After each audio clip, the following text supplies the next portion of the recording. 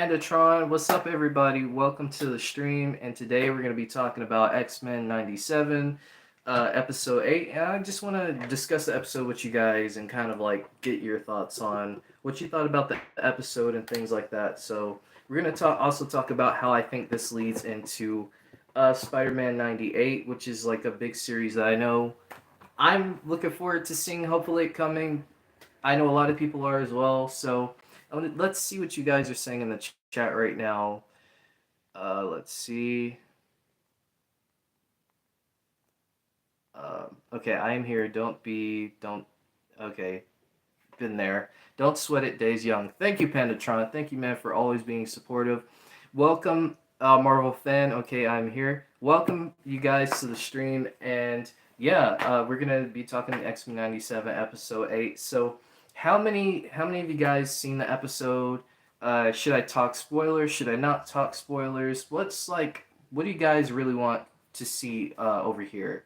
Because we can talk about anything. Plus, I got some X-Men 97 related that just came out today that's I thought is pretty cool. So if you guys like Airbnbs, let me know and I'll let you guys know about that.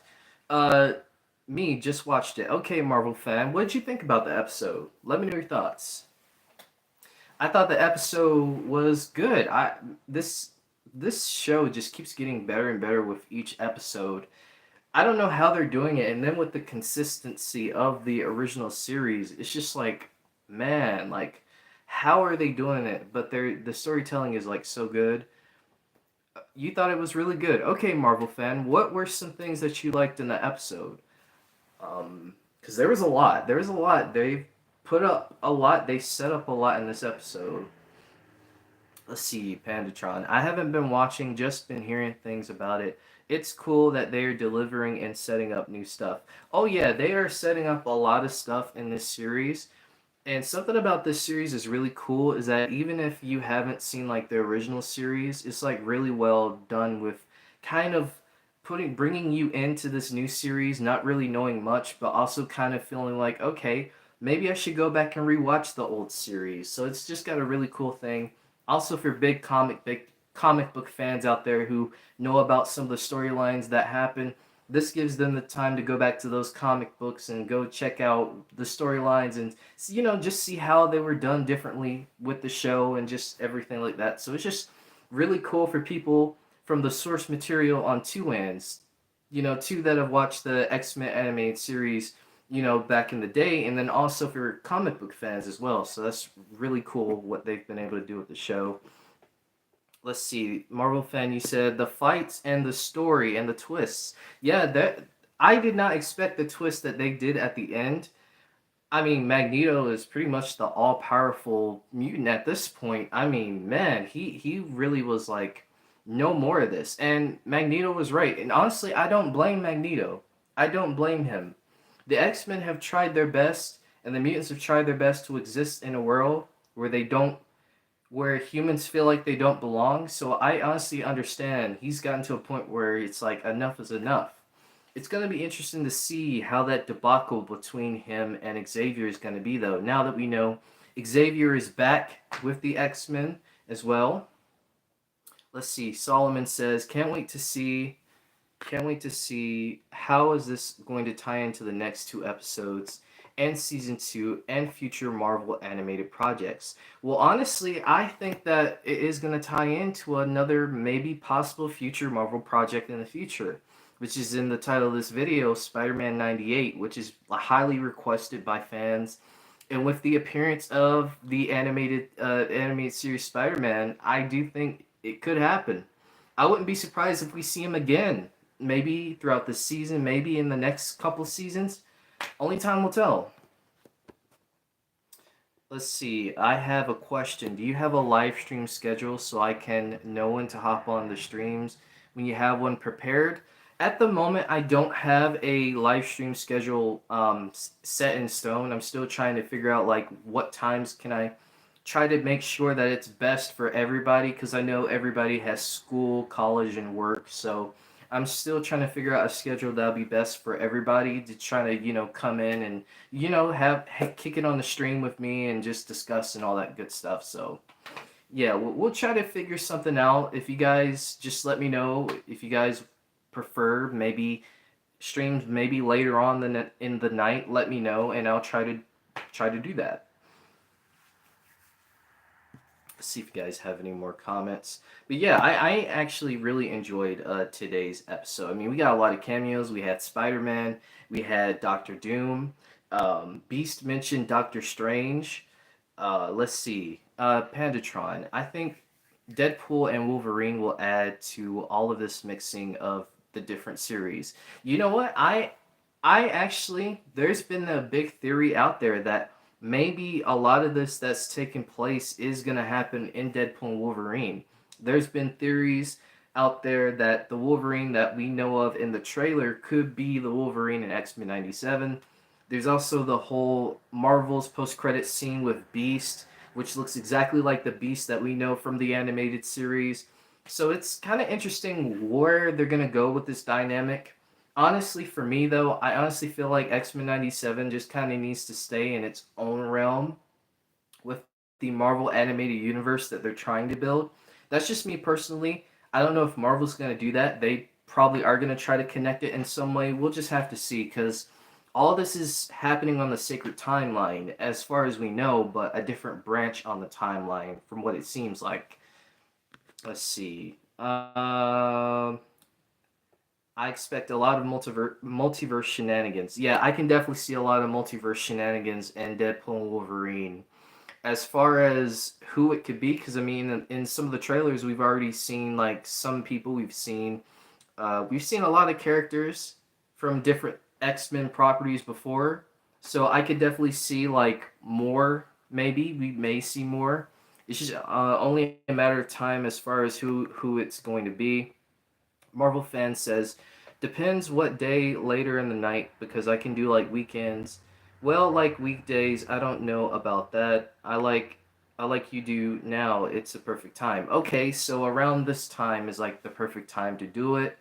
Okay, so I'll try to do some weekend streams because I know the weekends are like very free for most people, so I'll try to do more weekend streams. Let's see. Solomon Holmes said, "Welcome, Solomon Holmes."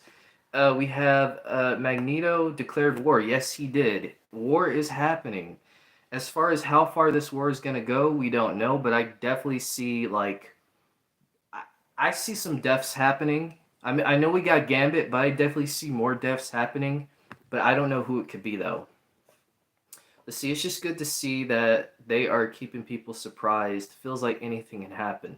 Yeah, anything can really happen with this show because we don't really know where this show is going to go because there's so many elements to it. There's so many storylines that they've teased throughout this that we could see, and it could go a completely different direction.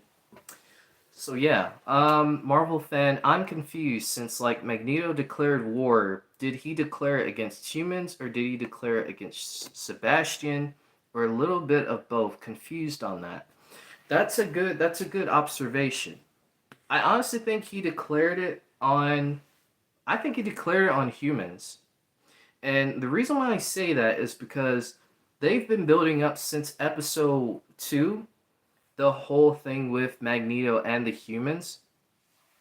And it's like it's like he's trying to do the right thing. Like he obviously wants to do right by Xavier. He wants to do right by the X-Men. But when Genosa happened, I mean that was like the striking point for him. It was like enough is enough because we didn't see him after that. So I do think he's declaring war on humans, and also could be Bastion as well. I would not be surprised. He's just all out angry. This is definitely going to lead into X-Men versus Avengers. Yes, I think with Captain America appearing in the series and also Thunderbolt Ross, Red Hulk, by the way, I do think they are gonna tease us, and we're gonna get X-Men versus the Avengers at some point in this series. Also, Spider-Man as well, because he's a part of the Avengers. Depending upon how you feel about that element, um, you mean Bastion? Yeah, yeah, Bastion. Yeah, there's interesting scene with him and his mother, and how she just like there's pictures of him, where he stayed, and it's like Okay, I want to know more about his backstory. Like, what caused him to get to that point where he's like, you know what, I'm gonna hate my own kind. Like, I hope that we get a little bit more backstory on him. Let's see. Solomon Holmes says, I think there could be a villain that is more powerful than the Watcher. He will try to take over the animated universe, forcing an all-out animated battle, which would be cool. That could happen. I believe there is a bigger power out there, higher than the Watcher. I believe. I don't know the name. It might be the Living Tribunal, but I might be wrong about that. But I do know there is a higher power out there, much powerful than the Watcher. Let's see, Jeffrey Lane. Since we saw Doom, we are definitely getting Fantastic Four, and the President is going to call in the Avengers. Yes, definitely the Fantastic Four. Obviously, Doom has history with the Fantastic Four, so I mean, who knows? That might be a way for them to set up the Fantastic Four series to come back too. There's really a lot they could do with this connected animated universe if they, go that route. Let's see, Marvel fan. I think they might do Avengers versus X Men in the third season.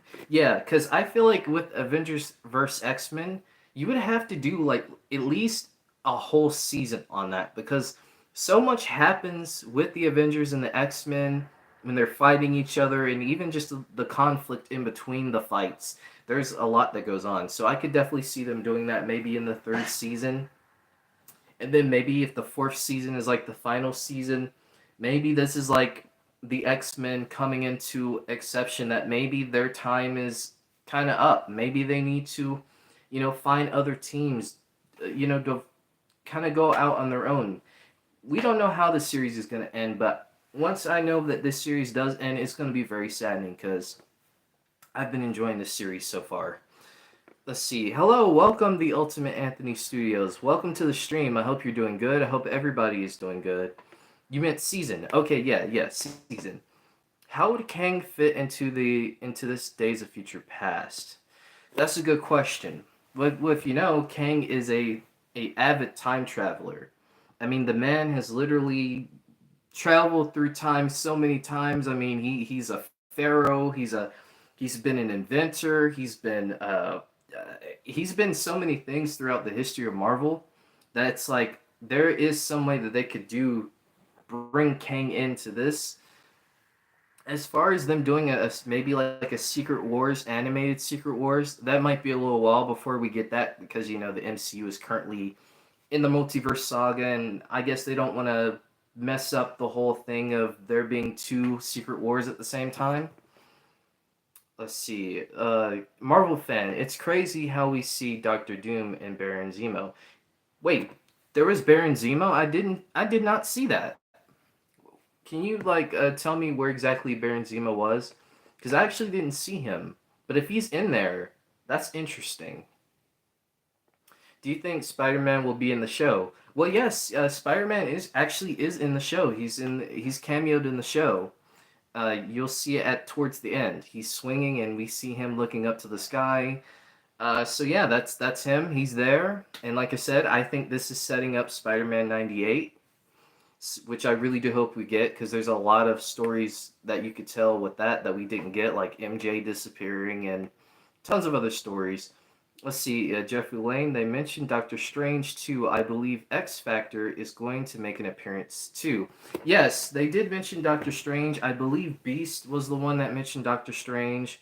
And I do see the X Factor coming. I do see the X Factor coming and making an appearance. We already have Forge, which I believe Forge is already in the X Factor. Don't get me wrong. I might be wrong on that, but I know Forge is. I know a couple other heroes are as well. Let's see if Drake Bell and Robbie Draymond meet. How would they say? I'm not really sure. I'm not really sure how to respond to that. That's an interesting question. I'll have to get back to you on that. Let's see, Marvel fan. You see Baron Zemo one of the scenes, like how Doctor Doom was on the screen. You could see Baron Zemo right there. He also talked. Okay. I'm gonna have to watch the episode and catch that because I did not catch that the first time around. Let's see. Since they showed Ronan, do you think they will introduce the Guardians of the Galaxy? I think so. I think so. It would be cool to see the Guardians of the Galaxy interact with the X-Men because the X-Men do go to space too at some points. So it would be cool to have that little crossover with Guardians of the Galaxy and the X-Men. Maybe they team up, maybe they fight each other at first. Let's see. I want Brotherhood. You want the Brotherhood storyline. I could see the Brotherhood storyline happening too. Yeah, I could see the Brotherhood storyline happening too. Let's see. Red Skull was one of the villains on screen too, but he wasn't shown. Okay, Red Skull. Yeah, I'm definitely gonna have to go back because I missed a lot of the other cameos that were there. So I'm definitely gonna have to check that out. Thank you guys for letting me know about those cameos. Let's see. Is Spider-Man 98 connected to the 90s show? Well, we don't have Spider-Man 98, but the 90s animated series is connected with X-Men 97, the animated series. There was actually a crossover episode in Spider-Man the animated series where he teamed up with the X-Men. Also, I believe he fought the X-Men too, but he teamed up with them. And I believe the Fantastic Four there was also episode Fantastic Four and Spider-Man the anime series, if I remember correctly. They did a lot of crossovers. They did X-Men, they did Fantastic Four, they did Daredevil, they did like a Spider-Verse style thing at the time. There was a lot of things they did in the animated series for Spider-Man. Yeah, to answer your question, yes, it would technically be connected. It would technically be connected with the 90s show. Opinion on Spider-Man, Marvel Spider-Man 2017. Yes, I actually have not seen Marvel's Spider-Man 2017, so I really don't have an opinion on it. For me, when it comes to like Spider-Man series that I like watch, it would be Spider-Man the animated series. It would be a Spectacular Spider-Man, which I just started watching like a few days ago, because I haven't seen it before. So this is like my first time actually watching it. I'm enjoying it so far. And then we have like the old like 1960s like old cartoon Spider-Man. Like I remember that coming on Boomerang. It might have been on Boomerang, because Boomerang showed a lot of like those classic like Hanna-Barbera esque cartoons at the time. So that was definitely one of those that I watched. Yeah, they also did Blade and Punisher. Yes, they did do Blade and Punisher and the anime series as well. Which I hope we get. I hope we get some with the Punisher too, because I would love to see the Punisher appear and also Blade. Because I mean, it seems like we might get an appearance of Blade before we get the actual Blade movie. But I'm having hope on the Blade movie that it's still happening. Let's see. Daredevil, Ghost Rider, and Hulk was in the animated series, and Iron Man was in the Fantastic Four animated series and Spider-Man animated series. Yeah, they did a lot of crossovers. I also Black Panther was like also in there as a little cameo. We had Captain Marvel. They showed off a lot of heroes and stuff in the old animated series. And just them being able to do that back then, just to kind of show like, hey, these heroes exist out here. I just thought it was like a really cool thing growing up. Blade was also in the Spider-Man series. The Spider-Man animated series is the best version of Spider-Man. You know what? I can take that. I can take that. I actually feel the same way. Spider-Man the animated series was one that I always go back to for obviously so many different reasons. One, I grew up on it, and two, because there's just so many like interesting stories that they tell with that, and just the Kingpin stuff. That's also pretty cool. Kingpin was definitely like a villain that was like really struck out to me in that show. I don't like the old Spider-Man show in the '60s.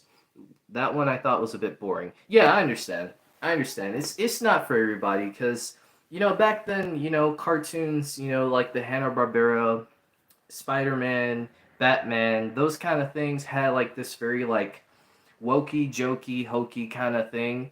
So it's kind of like you kind of have to either you grew up with it and kind of like say like okay this is what it was back then. We didn't really get like down to the serious stuff until like the the 90s. I feel like 90s, 80s, around that time when cartoons started to change themes. Let's see. Ultimate Spider-Man way better than Spider-Man 2017. Okay, that's interesting take.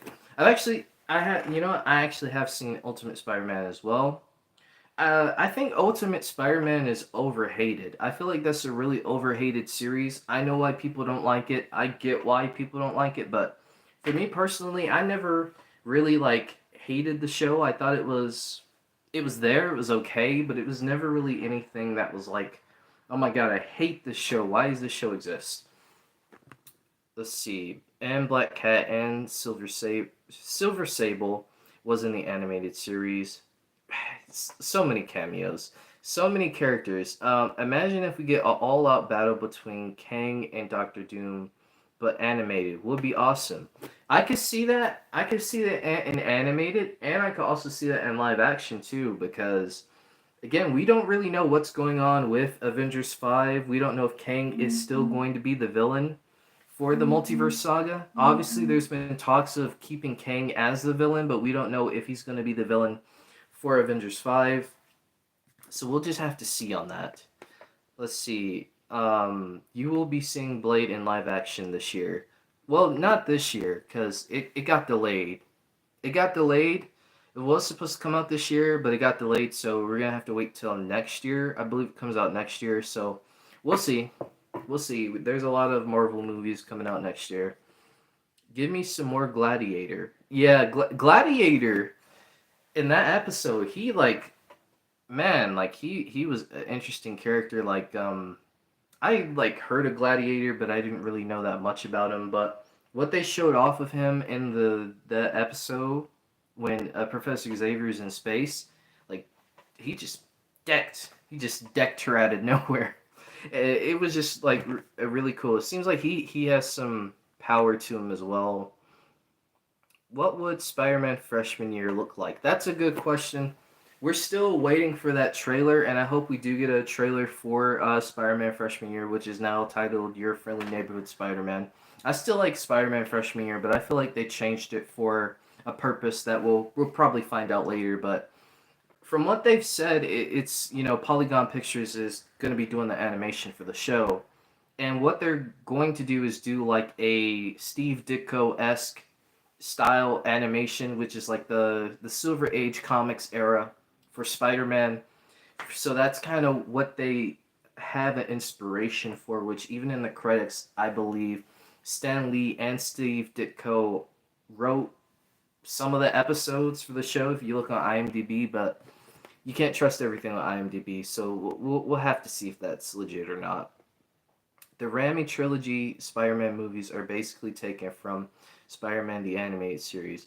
Yeah, you know what's interesting about a lot of the live action films that came out before is like a lot of the animated shows, they kind of paved the way for the live action projects. Like because X-Men the Animated Series was so popular, that's when like years later they did like a live action X-Men movie. And people were excited about it because we finally got a live action X-Men movie. Same with Spider-Man. When we finally, because we had there was some live action Spider-Man stuff before, but it's not what you picture Spider-Man to be what it is. When Tobey's trilogy came out, it just changed the game. It changed the game for not only just Spider-Man, but superhero movies as a whole. As you can see now, they're re-releasing the films in theaters, and just seeing the crowd reactions. People still love those movies to this day because it's just something about those movies and how they were done and how they were shot. Like I'll always remember just the camera shots of seeing Toby swing into the sky and just land on the flagpole, the American flag. Like it's just something that really resonates to people even to this day, even watching those scenes 25 years later. It's great. I can't believe X-Men 97 episode 1 and 2 of X-Men 97 was one plus month ago. Yeah, it's insane thinking about this because we've had this series, and had this series been, binged, I don't think people would have continued talking about the series like they do now. So I think it was really smart on Disney to release this series, you know, one day, every week, one episode a week. We got two, episode 1 and 2. So I think it really worked because it keeps the discussion going because we're still talking about the show. We're still talking about it. And I'm sure people will continue to talk about it even afterwards. So it's just really good marketing for Disney and Marvel.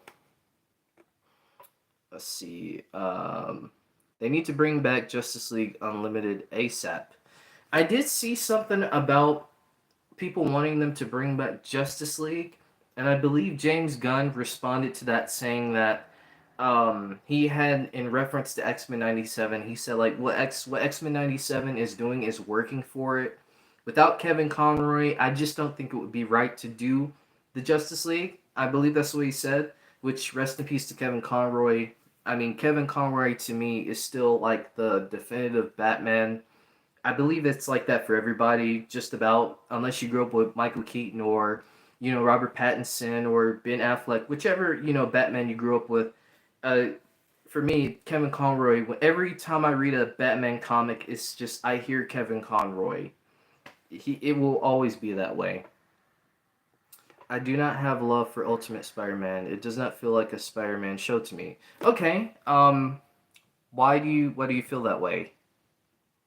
Because I could see that point being made, because there are a lot of other heroes that kind of come into the show, but he still doesn't feel like he's, just by himself like Spider-Man should. Bye, great stream, dude. Thank you, Ultimate Anthony, if you're still here. Thank you so much for tuning into the stream. I hope you have a good night, good day wherever you are. Let's see. No, I mean, you are going to be seeing Wesley as Blade this year. Uh, that so far that's like a rumor. We don't really know for sure if he's going to be in Deadpool and Wolverine as of right now. I'm not expecting it, but if it happens, hey, that's cool. If he is, if not, I'm not gonna be bummed about it. I don't want Deadpool and Wolverine to end up in the same situation that Multiverse of Madness did, because if you guys remember, there was like a fake leaked list of Tobey Maguire, Hugh Jackman, tons of other people that was like supposed to apparently appear in this film, and it did not happen, and it just really frustrated a lot of people because they were expecting that. Because I mean, we got off the hype of No Way Home, we had Toby and Andrew, so people were thinking this was going to be like another one of those big multiversal crossovers, which it wasn't. I mean, one of the names they did get right on the list was Professor X. He did come back, Patrick Stewart, and also even though they had Reed Richards, even though it wasn't the Reed Richards from one of the Fantastic Four movies, we did get him, but just not that version. It was John Krasinski. Let's see. I think Blade will be in mid 2025. That's when Blade will drop. I could see it. I believe Blade got a new release date. I don't know exactly when. Let me see if I can look up the release date for Blade right now. And I believe it was like November of next year. Correct me if I'm wrong. Yeah, November 7th of next year is when Blade comes out. Supposedly, unless it gets delayed again. Unless it gets delayed again. Marvel is going to do a whole 90s Marvel universe. I heard that rumor. I've heard about that with the animated series. Doctor Strange was also a cameo in the Spider-Man animated series. He was. He was in the background. He had the suit that he had on, like the jacket and stuff that he had on in No Way Home, reminded me a lot of that. Disney should have released it every Saturday morning. Yeah, you're right. That would have been perfect. Imagine being able to sit down like you're a kid again, Saturday morning cartoons. You got your bowl of cereal, turn on X-Men 97, feel just like a kid again. Maybe they'll do that next season. Maybe they'll do that for the next season, since a lot of people have been suggesting it. Imagine if they do an animated series where they create a new Spider-Man timeline where he's in the advanced future, with the year being 5055. Hmm, that could be interesting. Because I mean, I know there's been like a lot of talk about like 2099, like ever since the Spider Verse movies came out. There's been a lot of talks about Spider-Man 2099, so we could get like a futuristic Spider-Man at some point. Let's see, the Spider-Man 2000 MTV series is pretty good too. I actually haven't seen that. I actually do need to check that series out. I've been hearing about that series. I feel like because how he's always teaming up, it's like sometimes they focus more on the people in that team. It doesn't feel gotcha. Yeah, it does feel that way. It does feel that way. With Ultimate Spider-Man, it does feel like he just isn't on his own. And I guess this is gonna be like a big thing. I feel the same way with not Toby's trilogy, Tom Holland's trilogy. I'm not a fan of Tom Holland as Spider-Man. I just feel like his trilogy, what is like as Spider Man is not what I see Spider Man as. Spider Man has always been a hero that's kind of had to learn how to be Spider Man on his own. He didn't need Iron Man. He didn't need anyone else. He had to learn life lessons and all this on his own. I feel like he finally just became to come to his own with No Way Home, but I still feel like even then, I feel like we were robbed of a real proper Spider-Man trilogy in the MCU. But that's just my opinion. Some may feel differently, but hey, it's okay. We're all gonna have different opinions. Let's see, Multiverse of Madness should have been way better. I agree. There were a lot of cut things from Multiverse of Madness that was going to happen that didn't happen. Like I believe Nightmare was going to be in it, which that would have been like they would have took the horror to the next level if Nightmare was in it. But yeah, I don't hate Multiverse of Madness. I don't think Multiverse of Madness is necessarily bad, but I do feel like there was a lot of missed opportunity with Multiverse of Madness that they could have done a lot better. But hopefully, the next Doctor Strange movie, if there is going to be another Doctor Strange movie, which there's been rumors of one, I hope the next Doctor Strange movie is better because I think Doctor Strange is a very interesting character, and I think Benedict Cumberbatch is just really good as Doctor Strange. Do any of y'all know how it feels to be abandoned? Cyclops was going through it. Yeah, he was. His father abandoned him. I mean, like imagine being in his shoes and dealing with the fact that your father like abandoned you. Like that's something that's very traumatic, and a lot of people it takes sometimes years. Sometimes some people don't get over that kind of trauma. So and then he kind of just like some people were saying like, well, he walked out on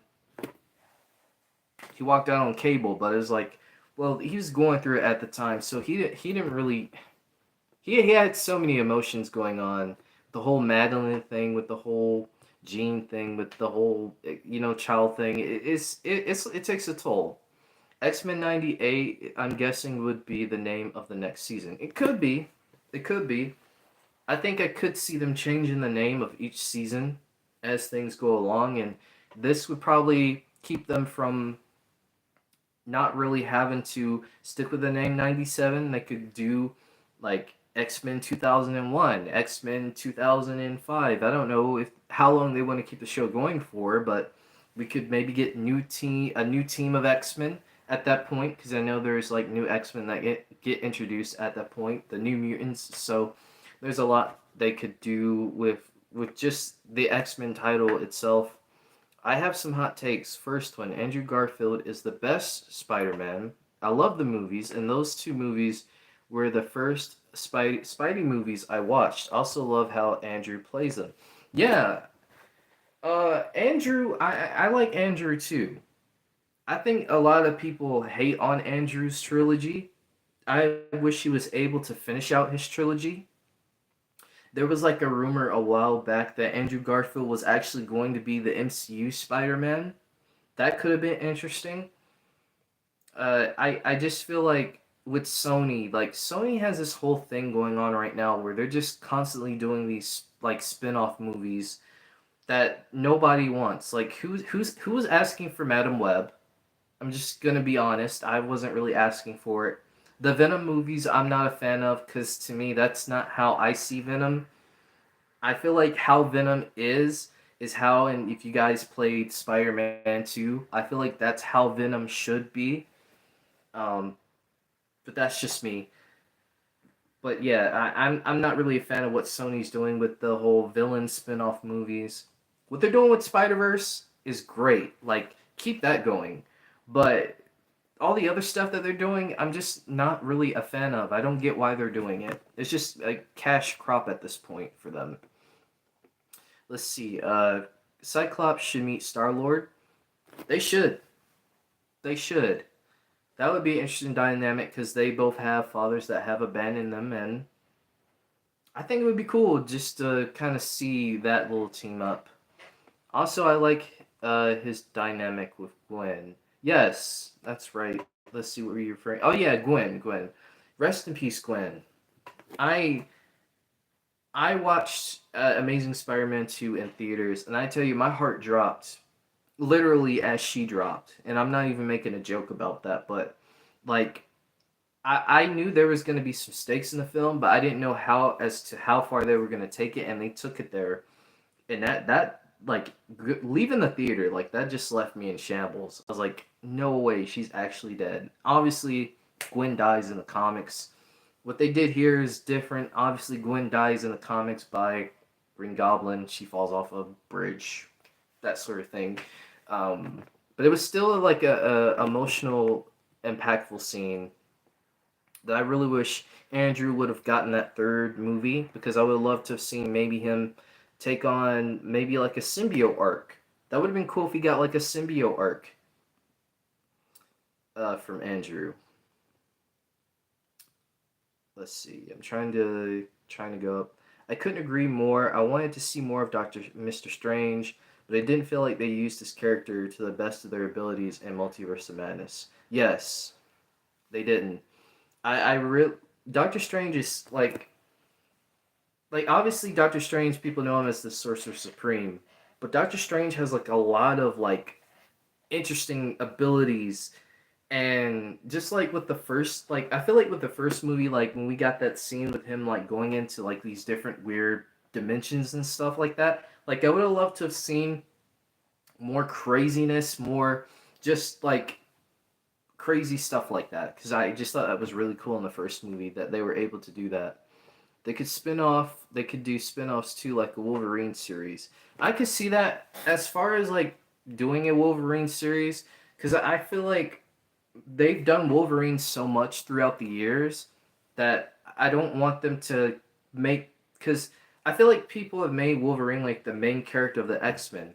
Yeah, Wolverine is like an interesting character in the X-Men, but he's not the main character. And as much as I love Wolverine, I feel like it's time that we get shine on the other X-Men, because the other X-Men have so many interesting stories and abilities and talents and arcs that they go through that Wolverine just we've already seen so much Wolverine content. I mean, we got a Wolverine game that's going to be coming out, and I guess whenever. I honestly don't know, but so there's more story to tell there. I think Tobey's movies are slightly overrated because a lot of Marvel fans grew up with those movies. It's mostly about nostalgia for them, but that's just my opinion. They're still good. It's all good. Opinions, we all have our different opinions. And you know what's awesome about the whole Spider Verse and just Spider Man in general is that everybody has their own Spider Man that they love. Some people love Toby, some people love Tom, some people love Andrew, some people love Miles Morales, some people love Insomniac Spider Man. We got Miles and Peter. And it's just awesome, the amount of different Spider-Men and Spider characters that we have in that universe, that if you were to choose one, it's kind of like that's cool because everyone has their own reason for choosing that specific Spider-Man character. For the most part, those movies are decent. Andrew was the best Spider-Man and the funniest. Yeah, and Andrew did have some very funny moments. He did. Toby is a great Peter Parker. Yeah, he is. Uh, let's see. I can see where you're coming from, but I also think Toby might be a better Peter Parker because his movies are more focused on the Peter Parker bit. Yeah. Being I wish they were able to balance both sides, because I feel like when you're gonna do a Spider-Man movie, you have to be able to balance Peter Parker, but also balance Spider-Man. But you also have to make sure it's like, okay, this is Peter Parker's life, this is Spider-Man's life. Now, how do these two intertwine, and how do they do it in such a way that makes it like work, that makes it connect, but also not connect at the same time? I don't really like the MCU Spider-Man. I'm glad they erased his history and he's a street level hero now. Yes, all the him joining the Avengers, him being Iron Man's, sidekick. Not a fan of that. I really do hope that Sony and Marvel make a correct decision and decide to keep him street level.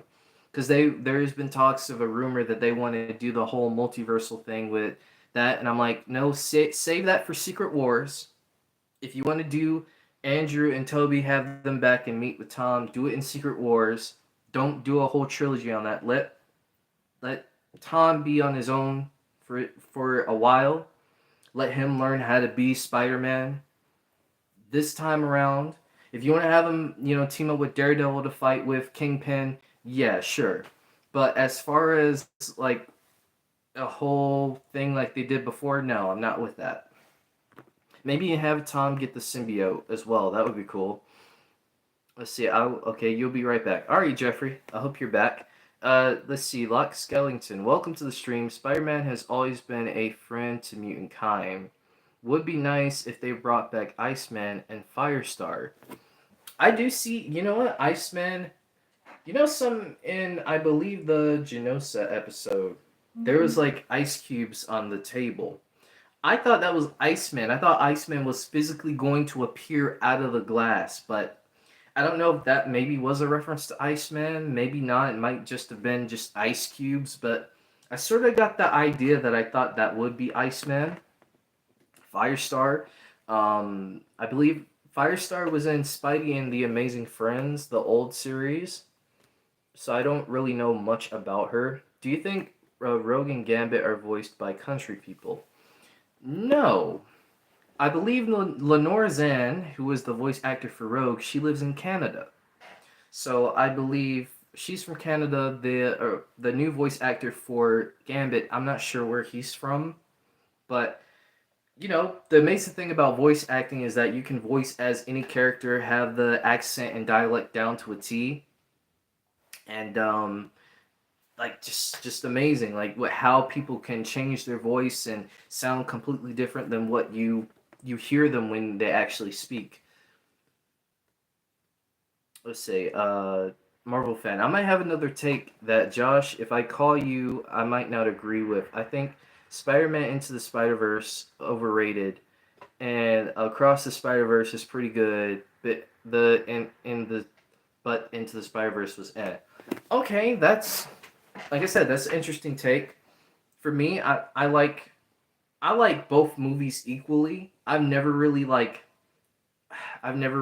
had like the whole thing. Um, I can never really put a movie over one, because like I enjoy both movies. But I will say, for me personally, I think Into the Spider Verse is probably just a movie that, I guess for me, because I watched it in theaters and it was just like the whole shock factor of the movie. It was just like a very like interesting way how they did the comic book elements with the animation and the little comic book text and words that you guys see, in my thumbnails, which is, the Spider Verse movies are a big inspiration into why I started doing my thumbnails like a comic book, because I kind of got inspiration from that. So you guys know the inspiration for my thumbnails and just some of my little video things as well, the process that I do. Let's see. Solomon. As a matter of fact, I think Gambit's voice actor is from Louisiana. Interesting, interesting. He's an actual Cajun himself. That's really cool. I like how they were able to get actual voice actors from different locations and areas, because Jubilee, I believe Jubilee actually has a Asian voice actress now. Which I believe the original voice actor, she actually voiced Future Future Jubilee in the Motendo episode. That was pretty cool. That was like a little passing of the torch moment for her. Which also, by the way, they actually put up a poster today, Marvel Studios. There's like a number, like an old cell phone with their number on it. If you call it, she has like a little voice message. It's pretty cool. If you guys don't know where it is, definitely check Twitter. If you guys have Twitter, check out Marvel Studios and you guys will see it. Call the number and you get a little message. It's pretty cool. Um, let's see. Any other comments? Not any right now. Let's see. Marvel fan. I think Spider-Verse is overrated because the characters are amazing, the animation is amazing, but the story itself is kind of bland.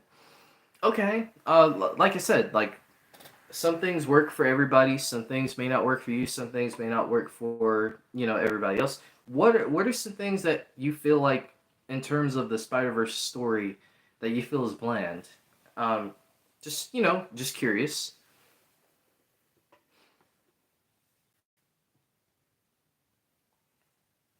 Because I know some people adore those movies, but I know also there are some people who, uh, don't really see the appeal of those movies, and that's okay.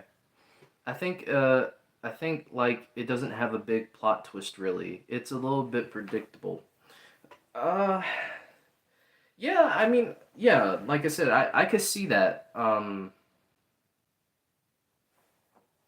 guess you could say like you could see maybe a story going this way, and then maybe you could see the story going exactly the way you thought, and it's like, okay, well, this is a little bit underwhelming. But for me, I think with Across, I did not see like the whole anomaly situation. I did not see that being a thing. Which I don't think Miles is an anomaly, by the way. I really don't think he is. I think Miguel is just going off of, what he thinks he knows, and he doesn't really know, like, okay, there's more to this than just anomalies and all the whole sacred timeline stuff. Well, they call it the web of destiny, and that's what they call it in the comics, the web of destiny. Let's see. Maybe I shouldn't have said over it. Maybe I should have said slightly overrated if that helps. No, no, you're good. You're good. I get it. I get it. You said, yeah, for me, Across the Spider-Verse was like super predictable. Didn't know Miles was gonna be a problem. I didn't know Miles was gonna be a problem. Like what? Yeah, and I think that's a reference to because if you guys have been around, like there's a lot of people who feel like Miles Morales is not Spider-Man. Miles Morales is Miles Morales. But no, Miles Morales is literally Spider-Man. He has proved many times that he is Spider-Man. We saw him in the first movie become his own Spider-Man. And just that whole scene where he's just leaping over the roof and he's upside down, like just that scene. I get goosebumps every time I see that scene because I feel like it's just like he became his own, like he finally accepted like okay, I know who I am, I know what I want to be, and I am Spider-Man. I mean, unpredictable. Okay, unpredictable. Yeah, it was unpredictable. I do like the little cameos in there too. Like we got Insomniac Spider-Man, voiced by Yuri Lowenthal. Which Yuri Lowenthal, he's a legend. That man has voiced so many characters. It's amazing to see him still go at it. Even now, Miguel does not know. Yeah, he doesn't know. He was just chatting. Yeah, he definitely was just putting some stuff out there. Miguel didn't know fully what in the world he was talking about. I think the trauma of him losing his daughter, it really got to him, and it made him like this really cold individual. Which I do think in the next film we're gonna see a little bit more as to why he's still like so like against Miles. He's so anti Miles for some reason. We're gonna see more about that. And Miles actually brought up an interesting point in the film because with Miguel's history, technically Miguel isn't Spider-Man when you think about it because he injects the spider like power within him. So technically you could say he's not Spider-Man, but he is still Spider-Man. But he actually made that point, which I thought was like, yeah, like that makes sense.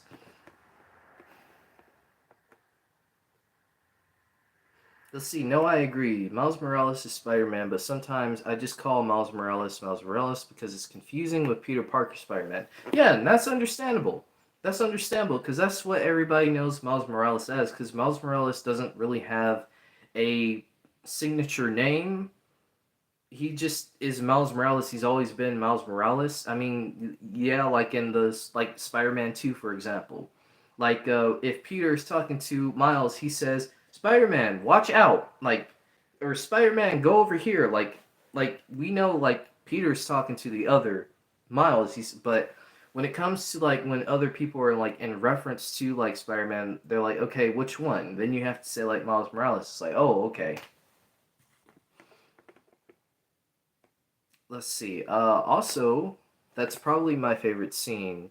Into the Spider-Verse jumping off the glass building, but it wasn't made of glass. He's just jumping off the glass. Yeah, yeah. I love that scene. And like I said, I get goosebumps every time I see that scene. It's one of the most beautiful scenes in animation, in my honest opinion.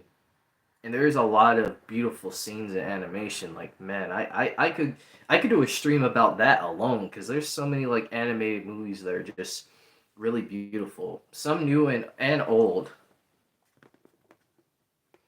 I'm not so sure Miguel is Spider-Man either because he has animal powers like claws and sharp teeth. Yeah, he does. Like we literally saw him have the claws and stuff. So yeah, that might be a good point that they bring up in the movie. Let's see, Marvel fan. I agree with you. That might be just the best animation scene of all time. That was amazing. I agree. It gives you goosebumps like crazy. Yeah, yeah. Um, I'm trying to think like of other movies that have given me that same feeling, like animation wise. Uh, Obviously like the old Disney movies. The old Disney movies are, you know, they will always have a special place in my heart. I really wish Disney could go back to doing the classic 2D animation that they were known for. Because I feel like the 3D stuff, I mean, the 3D stuff is cool for kids nowadays, but I feel like a lot of the stories and stuff that are in the newer Disney movies, I feel like adults don't really have much time to really resonate with it, like like they would like the old Disney movies. For me, I think it might not. They might not do a Spider-Man '98 because they're doing Spider-Man, Your Friendly Neighborhood Spider-Man. I'm like maybe that's Marvel ways of saying we're not doing another show. Um, I mean, it wouldn't be the first time that we've had another Spider-Man show. I'm pretty sure we'll have you know other Spider-Man shows that come throughout the years. Honestly, I think they could do it because all they have to do is just really like tie it in with X Men '97. This is X Men '97's universe.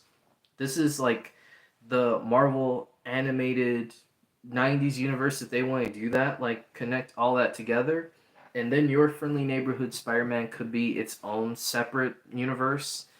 Because we don't really know if all the shows are going to connect. They could connect, but I don't think so. I think they're going to be their own thing. But I do see crossovers. There could be crossovers with some of the shows because that has happened before. So we'll see.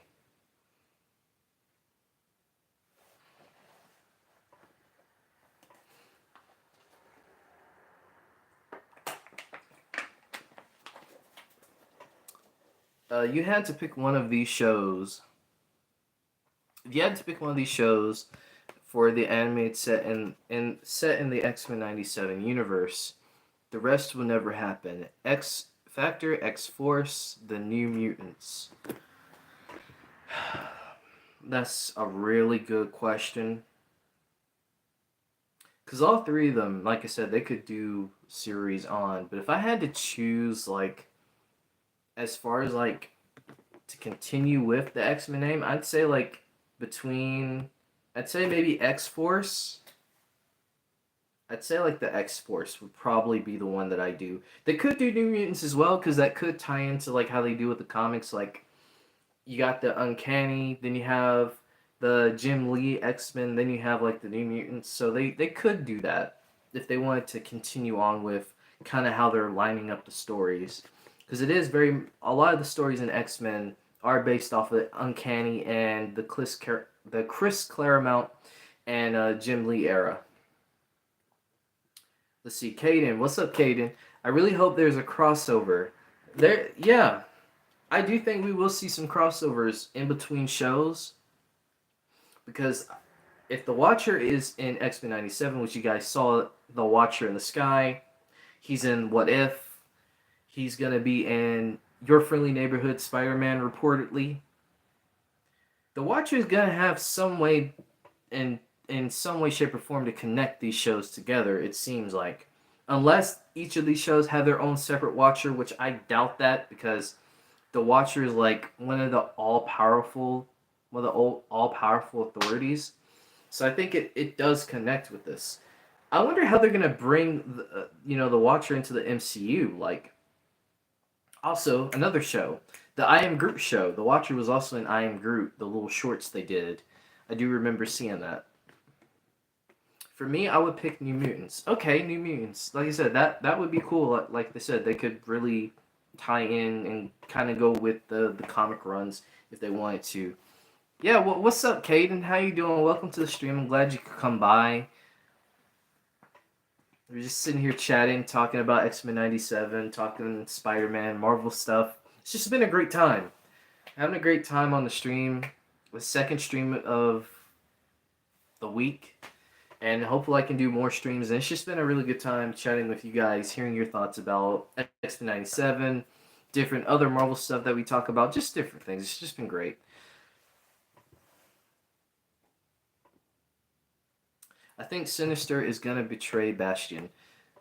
We've got a little of a tease of that. I think Marvel said it is true that Sinister will be the main villain of all of this. Yeah, they like with the third episode, they really built it up with Sinister being the main guy. He is the villain. I think Bastion is not really going. He's gonna realize that he's not as powerful as he thinks he is, and Mr. Sinister is really gonna show him like, no, I'm the guy here. I'm the real villain of the story here. You're just my side piece. Like you're just the side backup. You know. So I could see Sinister like really letting him know like, no, this is me right here. You're not the guy. So that'd be cool. Like some conflict in between those two.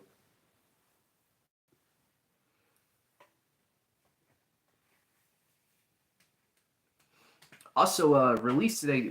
While we're on the topic of X-Men 97, they actually released today that there's a X-Mansion Airbnb. So I'm gonna talk about that a little bit if you guys want to hear about it. This is coming from Scott Gustin on Twitter, and he says that a new Airbnb has been announced with new icons. A new icons collection that will feature iconic stays, including the opportunity to stay in the X-Men an opportunity to step into the X-Men 97 universe.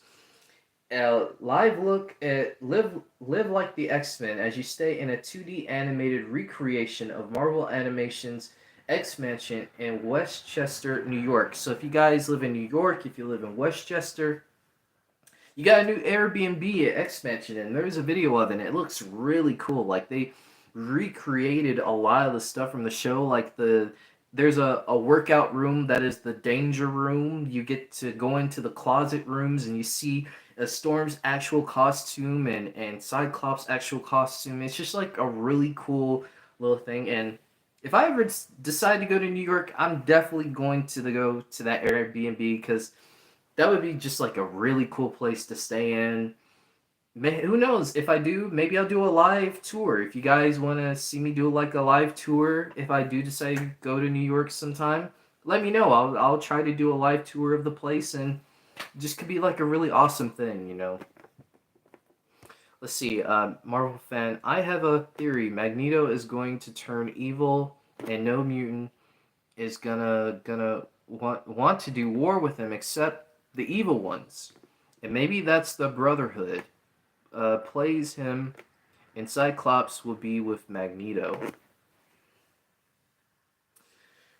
Okay.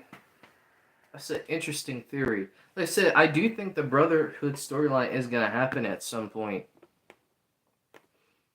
but that could be interesting. Like Cyclops playing in with Magneto. That would be an interesting dynamic. What else? What other character is religious besides Nightcrawler? I don't know. I actually don't know. Like I said, Nightcrawler is definitely like up there for X-Men for me. Like I enjoy his character. And just seeing him and Wolverine fight today in the episode was just like so cool. Two of my favorite characters just, battling out alongside each other, just really cool. The Prime Sentinels. Um, let's see. I've never been to an Airbnb, but I would love to check that out. Yeah, yeah. Like I said, if you guys live in New York, if you live in Westchester, you guys check it out. It might be worth checking out. Let's see, Marvel fan. If you ever go to New York, you better make a video or a live stream. I would love to see. You know, I would love to see that. If I ever go to New York, I'm going to be Airbnb. Yeah, I'll definitely do a live stream or a video. If I ever do go to New York, I would just, I would love to go up there. It would just be like a really fun experience.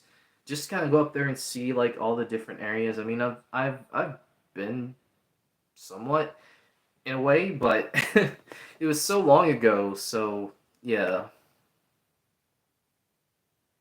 Wolverine's cousin is in an episode, and Nightcrawler inspired him to be Christian, and Rogue or Jean find him in the church praying with the Bible. That's right. There was an episode with that. There was that episode where he Nightcrawler did inspire him to go be a Christian. I do remember that. Just Wolverine. I don't know why I said cousin. Oh, good. Give me a Rogue anti-hero story. I honestly feel like Rogue is going to go down that direction because Rogue was a villain before she became an actual hero and into the X-Men. She was with Magneto, so I could see her going back to that, maybe going back to that, maybe going back to where she started as a hero. I mean, as a villain at some point. That'd be cool. Also, some of the X-Men got new suits. Like Jubilee, she got her I forgot what the name of that suit is, but she got a new suit. It was cool.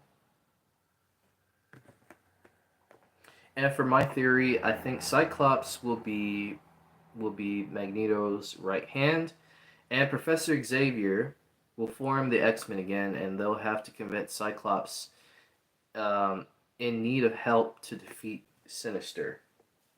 Yeah, I could see that too, because like I said, like they've been teasing like Cyclops having this like villain arc, anti-hero arc, whatever you want to call it, and he does have that arc in the comics. Because I mean, the man just you just got tired. Like all that we do for mutants and like this, all that we do for humans, and this is how you treat us. This is how you treat us, the mutants. Like, he had it.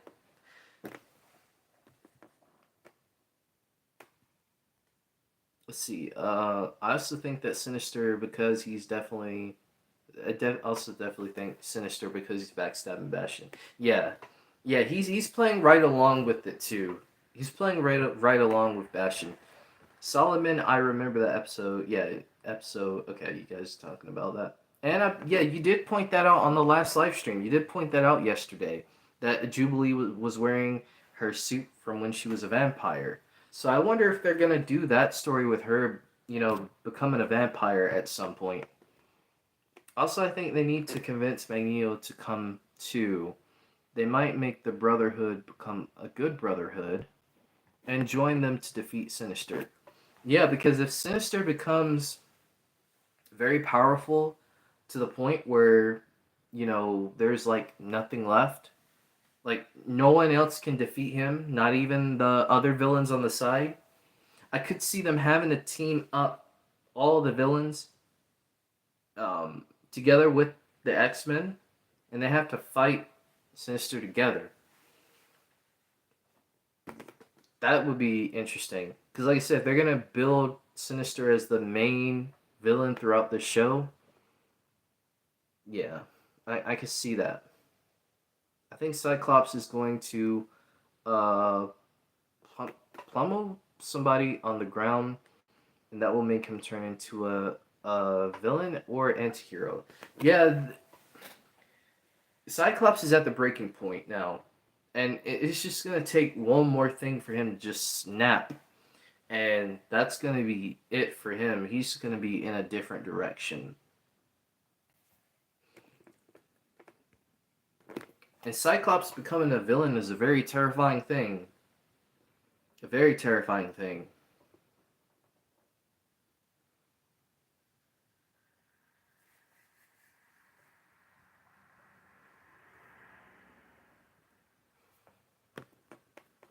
Josh, if I can call you back, do you think Storm's suit now that's more, do you think more comic accurate is better than her old one?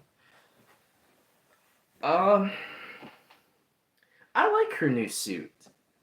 I like her new suit, knowing that from the before she got the white suit that from the animated series, she had the black suit, and I like the black and gold.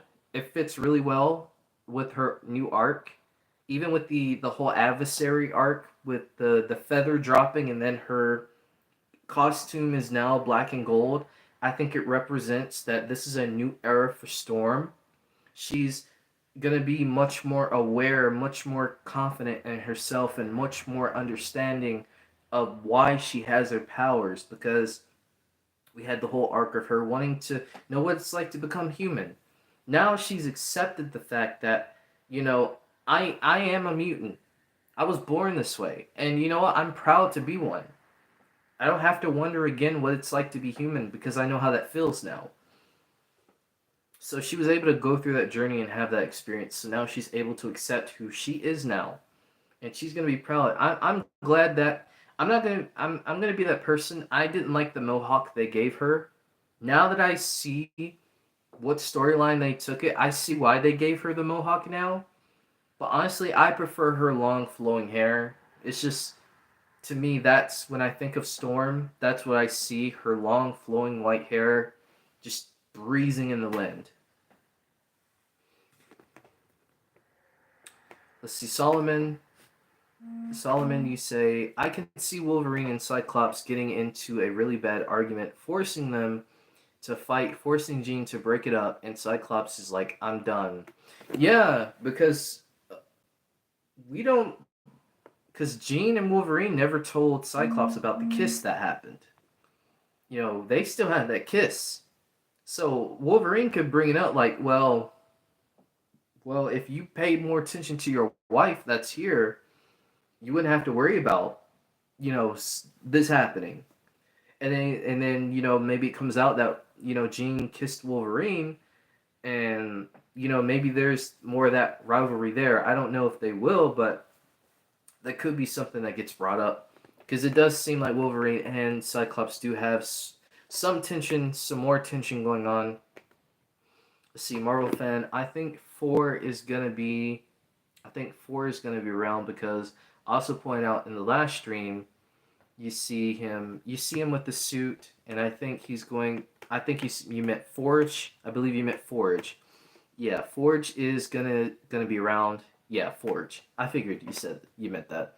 Yeah, you see him with the suit, and I think he's gonna play a big part going forward. Yeah, I honestly wouldn't be surprised if Forge does join this team of X-Men. If not, I could see them Forge going off and setting off his own team, like again, like the X Force. Because yeah, the X Force. So, and they did show a picture of him with the X Force on at his house.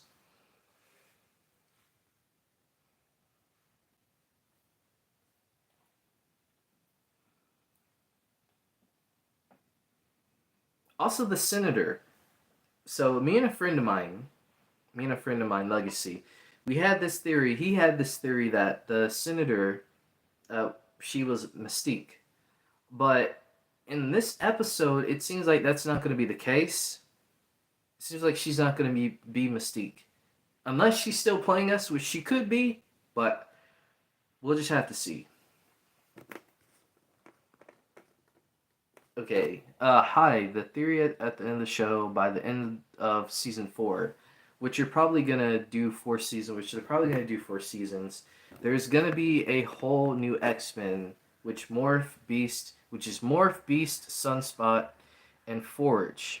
Okay, I could see that. Psylocke, Archangel, Nightcrawler, and Cable, maybe Bishop.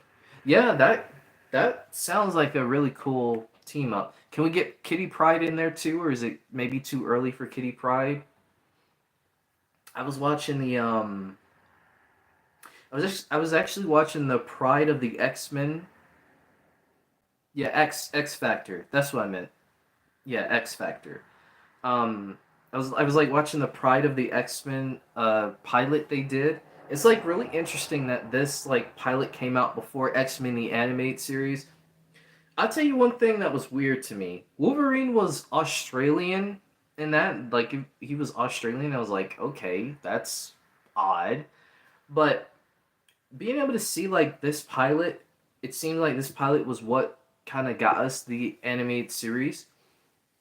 I start to appreciate it more now. Also, I had a theory that maybe Cyclops' suit is gonna be his OG suit from the comics with the visors and the helmet. Maybe, I don't know if that is gonna be his new suit. We'll have to see. It depends on if they introduce Kitty Pryde. Yeah, that's true. That's true. But I hope they do. I hope they do because I think Kitty Pryde is an interesting character too.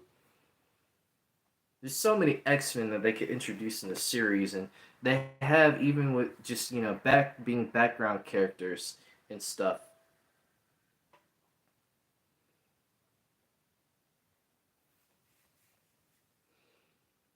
I saw that pilot. It was decent. It's pretty decent. I don't like how Wolverine is Australian. Exactly. I don't like it either. It really threw me off because I'm so used to Wolverine with him being a Canadian. You know what I mean? Having the Canadian dialect.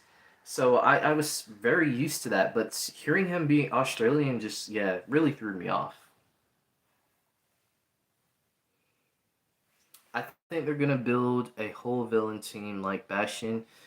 Sinister will build an empire. Bastion will has his prime sentinels, and Sinister has his mutant villains. Yeah, yeah. They like there's like the team up between those two because they have the resources, they have the powers and abilities to do just some very like crazy evil stuff. And episode 8 was a crazy episode, but I'm very, very, very curious on how crazy episodes 9 and 10 are going to get. How crazy is this story actually going to get? And how's this all going to end? How is this all going to end in the first season? I know it has to be on a big cliffhanger somehow. I don't think they're going to introduce Kitty Pryde. I think Sunspot's the new Jubilee person, if you get what I mean. Yeah, yeah, yeah. Even with the intro, they had Jubilee in the original episode, in the original intro, where it was her like grabbing onto the fence. Now it's Sunspot. He's grabbing onto the fence. So yeah, we did get to see some of Sunspot's power as well in this episode. I hope we get to see more because I feel like Sunspot has more power than we may that the show may be leaning us into. So we get to see Sunspot finally at his full potential. I think episode 10 is going to end on a cliffhanger. I agree as well, because that's what they did with the original series. They left us on one big cliffhanger, and it really, like, made people talk for, like, a good while. Like, okay, what's going to happen in the next season? When is the next season coming?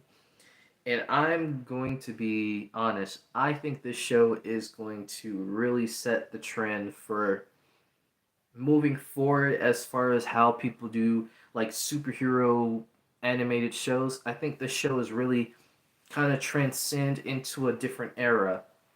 Kind of like how Invincible, when Invincible came out and everybody was like, "Oh my god!" Like the gore and the violence and just seeing people rip their heads like shreds. Like Invincible really like put a big staple on superhero animated shows, and I feel like this is also doing its own thing, but it's also gonna be like on that level of this is how you do a superhero animated series, which you could say that with when it comes to like superhero animated series and movies and stuff, it has a good track record for most of the time.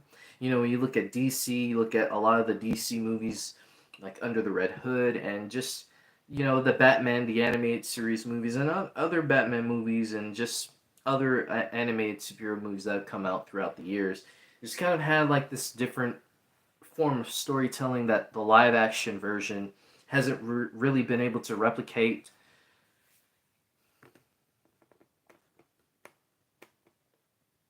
Let's see. Do you know the character Darwin? I think you do. If you do, you do you know? I'm wondering if he might join the X-Men because Motendo. Oh, let me go back up. Motendo. You see him like they make him a joke about the X-Men, and you see him. Yeah, yeah. I hope they go back onto Motendo because Motendo was one of those characters growing up that is just creeped me out. Which, by the way, I found out that the person voicing him, that's actually the same voice actor for one of the characters in Tiny Toons University. What's his name? The pig. The pig in Tiny Toons University.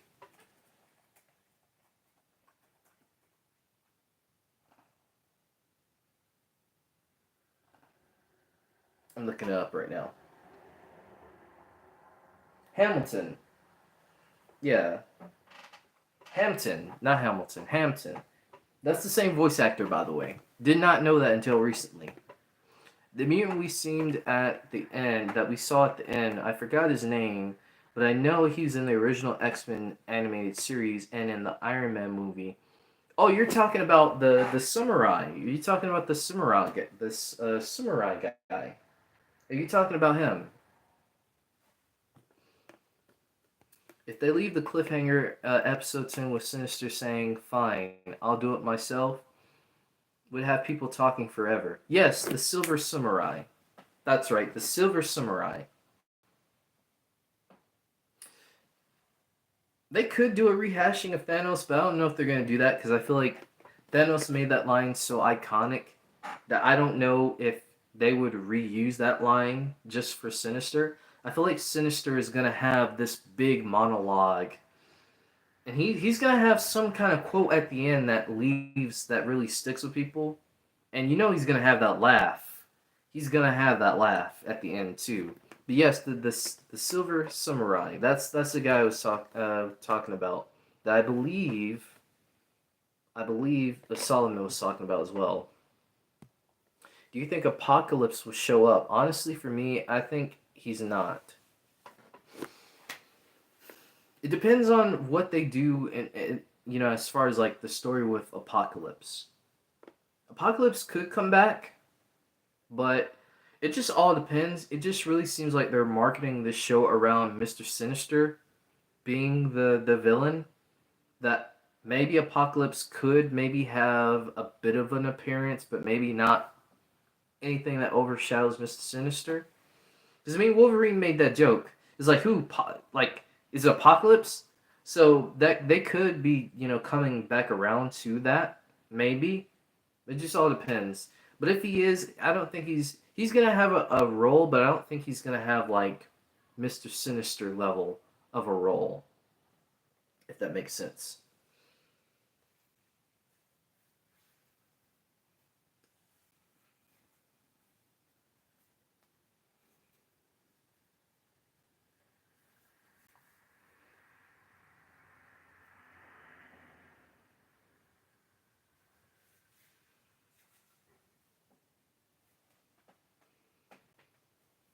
Yeah, I get you. If he does appear, I don't want to. I don't want to be the main. I don't want him to be the main villain. If he is the main villain, that's fine, but make him. But make him the biggest threat at least. Yeah, they. If they do decide to do it, they have to make him like a really big threat. But like I said, with Sinister, I feel like Sinister is gonna be the bigger threat. I feel like he's gonna be the guy throughout this show that the X Men just can't seem to get a handle around. Kind of like, you know how with Daredevil, you know how we had like basically 3 seasons of Matt trying to, take down Kingpin. It was like Matt would get so close to taking down the Kingpin, and then we would get like a moment where it's like, okay, he's not as close to the Kingpin as he originally thought. They could do something like that with this. And then we get like that moment. We get like that moment in Daredevil where Daredevil just raids into the Kingpin's penthouse and just, you know, getting ready to beat him up. Just beating him to death. And then we get that monologue. But maybe something similar to that, but with the X-Men. I could see maybe Cyclops doing it, because I feel like this is like Cyclops' story. Like, obviously, we have the other characters, but since episode 1, it feels like they've really built this up to be Cyclops' story, and rightfully so, because to me, like, he's just the leader of the X-Men. Like, he's just always been the leader of the X-Men. But we're gonna see, the whole thing with, Madeline Pryor and the thing with Cable. There's a lot of reasons why Cyclops would dislike Sinister.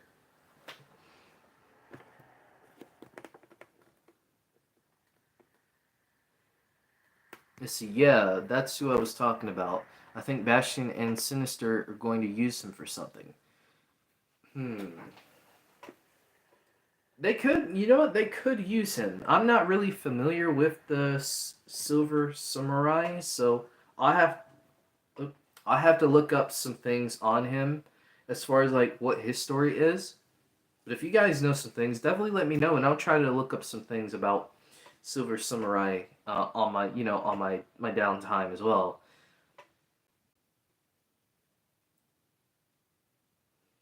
That's a good idea. Also, I believe Silver Samurai uses a lot of animitium. So, what if they use animitium to make some of their prime sentinels so they can be indestructible? That would be crazy. Yeah, that would be crazy. Hey, what's up, Anima TD, my boy Tony? What's up, man? Hey, I got a really cool guy, Anima TD. If it wasn't for him, I wouldn't be starting YouTube today. Guys, if you have not, definitely go check his channel out. Talk about high quality animation news content over there. Phenomenal live streams. That's your boy. That's your guy. Definitely go subscribe to his channel. And yeah, welcome. Good to see you, man. We're just sitting here chatting about X-Men 97 and just a couple other things. Yes, sir. So far, a really good run. But yeah, I could see like the animentium thing being brought up. Do you guys? Because I know in the comics, like Wolverine got his animentium like pulled out of his like skin.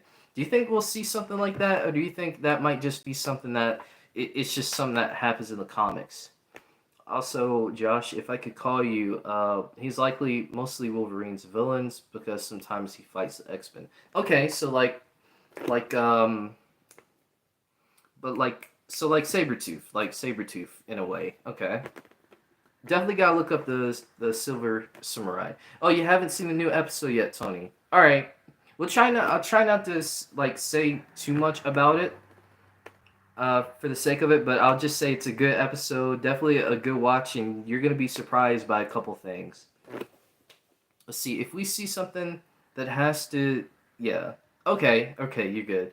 Oh, all right. All right, man. I got spoiled on some, but yeah. Ah, man, yeah, yeah. I got spoiled too.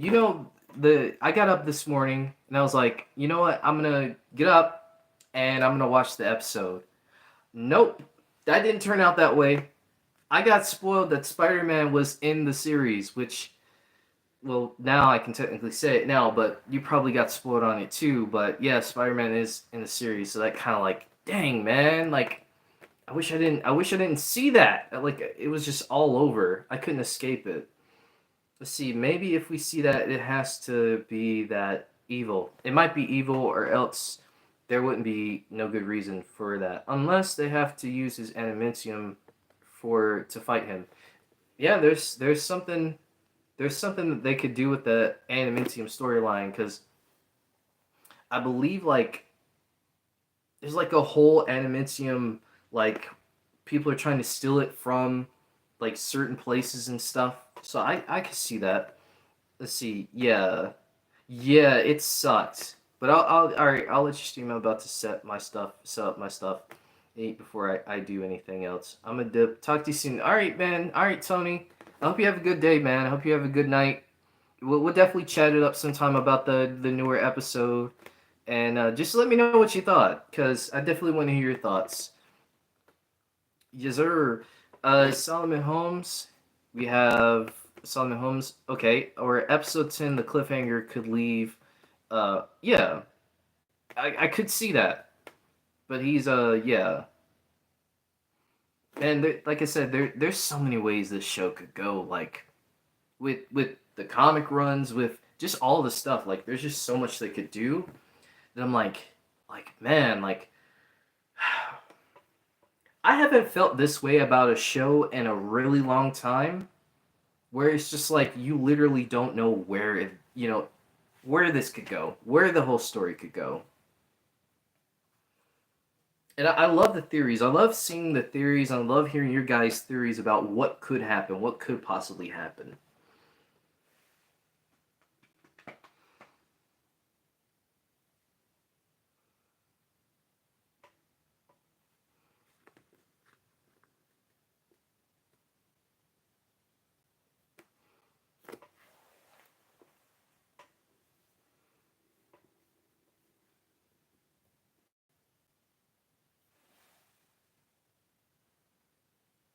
Who do you think is most likely to die next?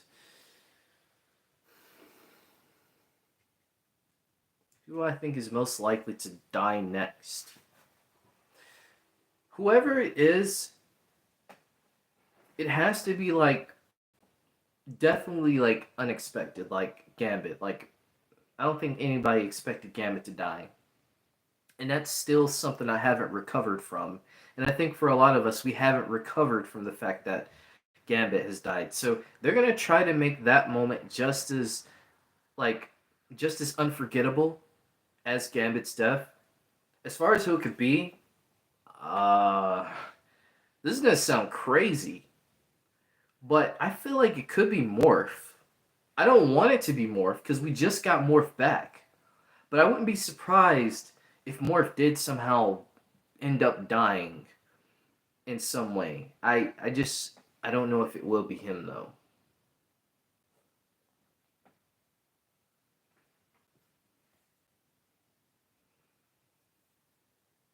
I don't think they're gonna kill off Morph though. I think Morph is too like right now, like he's just like a character that when you see him, he's like Kirby. When you think about it, you like he's just he's like the Kirby of the series. Like he's always changing into different characters and things like that. See, I get you. I get you. That is very possible. That's very possible for me, especially because he's not really taking the spotlight. But I think you could be Morph, Bishop, Cyclops, Jean, or Cable. Yeah, maybe could be Cable. Imagine how traumatic, even more traumatic that would be for Cyclops.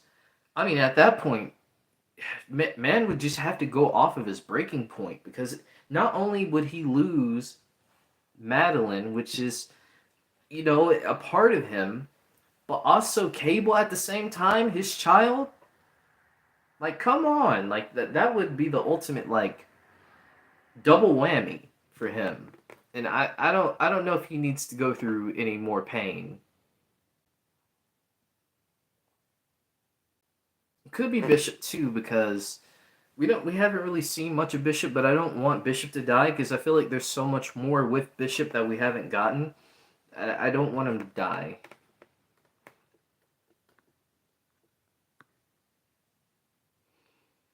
I think some of this could lead into some conflict between Sinister and Bastion because Bastion wants humans to turn into Prime Sentinels, but Sinister wants to be a Prime Sentinel. Okay. Yeah, yeah, it does. Yeah, like it does seem like Sinister really there's like some power that he wants, but he doesn't have it. But at some point he's gonna get it, and then at that point Sinister is gonna feel unstoppable. Nobody can beat him, and I think that's the way they're gonna play it. Sinister is gonna get built up so big to the point where he feels like he's unstoppable. He's on the on top of the world. Nothing can happen to him. No one can take him down. But our good friends, the X-Men, are going to show him otherwise. And they're not going to do it alone, I feel. Was it me, or was there the Phoenix? Rachel Gray or something like that. Rachel Summers. Rachel Summers or something. I don't know, all these names get so confusing. One of the Summer families, people like the Phoenix she goes by, was in the future, I think. Rachel Summers, the Phoenix, which they have been teasing the Phoenix like all throughout the intro. They've been teasing the Phoenix. So the Phoenix, I could see the Phoenix coming back. As far as like with Jean, like how are they gonna have her? How are they gonna have the Phoenix that in this series? Because they did like the Phoenix storyline in the original series. So how are they gonna do it differently this time around? That's what I'm curious about. Yeah. If Cable dies, it's GG's for Cyclops. He at that point he's gonna go crazy. He's gonna be like, forget this. I'm done with protecting the humans. I'm done with trying to be peaceful and all this stuff. It's time to get serious now. So that could lead to Cyclops going into his anti-villain arc.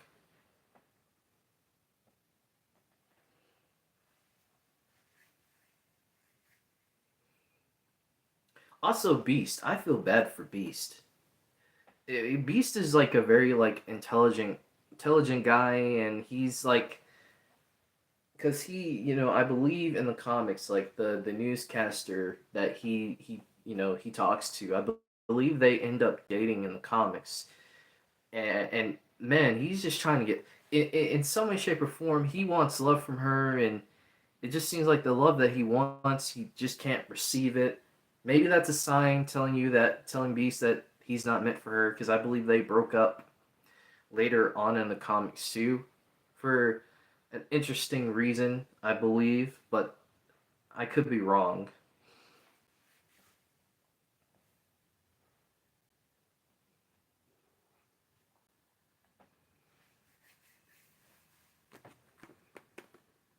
I think I saw Rachel Summers in the show. When Cable flashes into the future, you see her moving stuff. I think that's her with her powers on. That's actually good. That's a good observation. I actually did not realize that. Like I said, I'm definitely gonna have to rewatch the episode to see that because I didn't catch on to that. Yeah, in the newest episode, I think Rachel Summers. You see her using her powers. You see her. Yeah, you see her. Okay, you retracted the message. Okay, yeah, I'm definitely gonna have to rewatch the episode because I didn't catch that either. That's what's so interesting. That like also so cool about this show is like there's little things in here that you don't catch on to the first time you watch it. You'll catch on to it maybe like the second or third time you really like investigate. Some I thought that was really cool though was when Magneto was locked up, like captured. They showed his tattoo.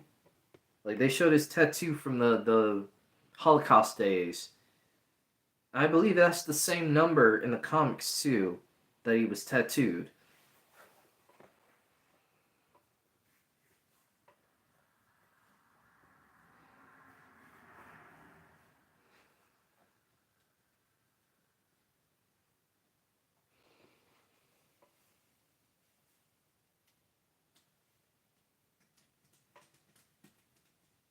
I think he also had that in the movies too. Yeah, I believe he did too. Like I said, it's been a little bit since I've watched the live action X-Men movies.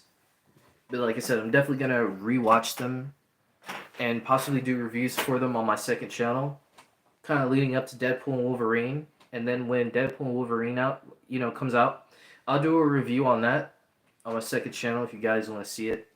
I mentioned it yesterday, but just want to mention it again for those who may be new.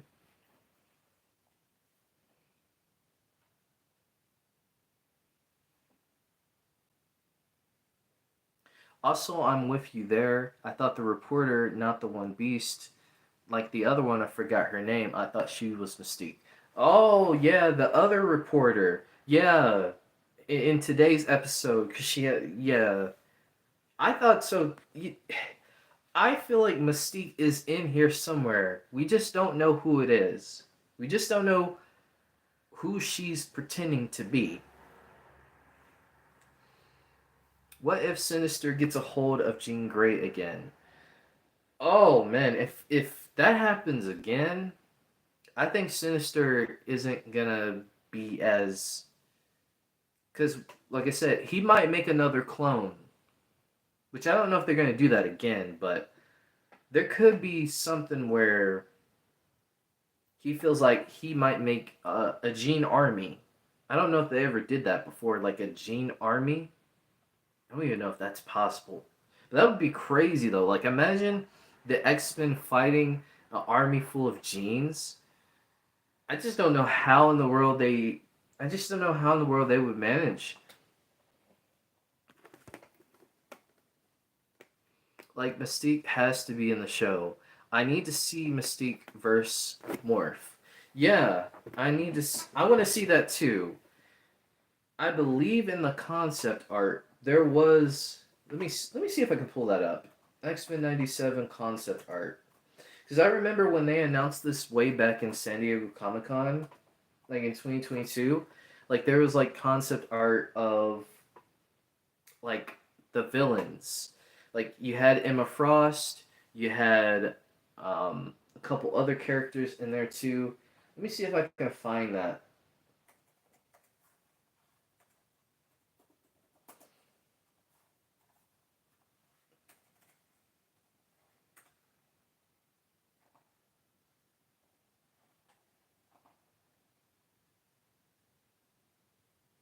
Yeah, I found the image. What's interesting about that image? You know what's interesting about that concept art is that Emma Frost is on there. You have you have that same news reporter on there too. I wish I could pull the image up, and I wish I had the like literal technology right now to show you guys the image. But you can see the the senator, not the news reporter, but the senator in the glasses. She's like standing alongside them. Also, the guy with the medieval, not medieval. Is it medieval? No, not medieval. The guy with the George Washington fit. I can never remember his name, but he has like the George Washington fit on. And then yeah, interesting. Let's see. Mr. Sinister, Sebastian Shaw, and the reporter, not the brass, not the one that Beast likes. I need to remember her name. Yeah, because there was like a blonde. I believe the one you're talking about was like a blonde hair with glasses. Is that the one you're talking about? Imagine if Sinister and Bastion capture Cyclops. They could. They could, and maybe do like a clone of Cyclops. Because they could play that off with Jean, right? Like they could play that off with Jean and kind of do like a similar thing. Like, okay, well now, how do you know what Cyclops is the real Cyclops, the real Scott? Yeah, that's the one I'm talking about. Okay, yeah, her. She could be Mystique. She could be Mystique. Also, the guy that you see, you said is George in the George Washington fit. Sebastian Shaw. Yeah, that's his name. Sebastian Shaw. Thank you so much for that. What if Mystique is pretending to be Morph? Hmm. I don't know if they would though. I don't know if they would because I mean it is Morph. How do we know Morph is Morph? But I do think Morph is Morph from what we can tell right now. But I do think Morph and Mystique are gonna have that battle off. And I could see a scenario where maybe Morph gets captured and maybe Mystique plays off as Morph for some time to kind of infiltrate the X-Men. I don't think Mystique can copy powers if I'm right. Okay. Alright. So, yeah, that's right. She can only transform into people. She can't copy powers. That's right. So, yeah, that wouldn't work. Because the X-Men would get very sus of her really quickly. Like, why aren't you using your powers?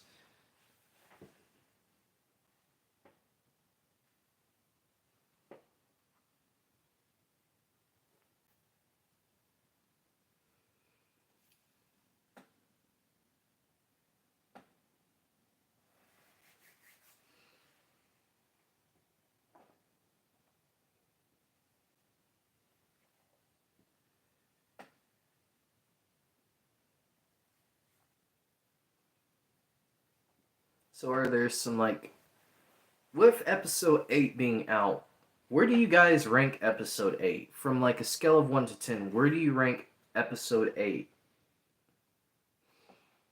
Let's see, I think Wolverine knows the scent of Morph because he pretended to be Professor X in the old series, and Wolverine was like, hey, that isn't Professor, that's Morph. That's right. That's right, I do remember that. And that was a very interesting scene too because like you know obviously Morph and Wolverine have a brotherhood. They have a friendship. And the fact that he thought he lost Morph in the first episode, only to see him come back, and that really hit Wolverine. The fact that he came back and he was being controlled by Sinister, and then like after he lost control, we didn't see Morph again until later on. With the him pretending to be Professor X. Yeah, you meant Morph. Yeah. Imagine if they reveal Imagine if they reveal that Mystique is the mother of Morph. I don't believe they have yet, have they? I don't believe they have. Isn't Rogue's mom Mystique? I might be wrong on that. Let me look that up. Who is Rogue's mom? I might be wrong though.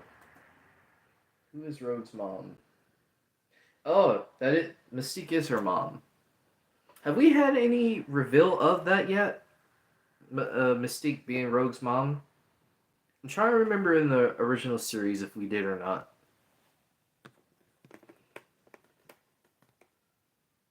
Do you think we should see more Morph? Yeah, I think we're gonna see more Morph. I think Morph is solidified himself as a character that I think people enjoy just seeing him. And I think people just enjoy seeing his character. And Morph was a character that they created with the show. Morph wasn't really a character, at least not that I think Morph was ever a character before the X-Men show came out. I believe he was like a character that they had in the show, and then they made like comic storyline on him like afterwards.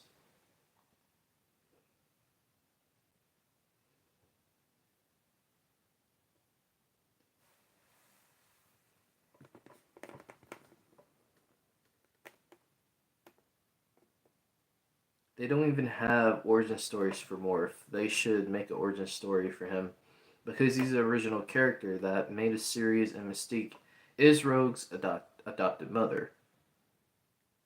Do you want to hear the origin of how Morph was created for the animated story? Because it's actually kind of crazy. Yes, yeah. Tell me that story because I actually don't know about that story. I've always been curious as to why Morph was a character in the show but not an actual X-Men character in the comics. So yeah, let me know about that.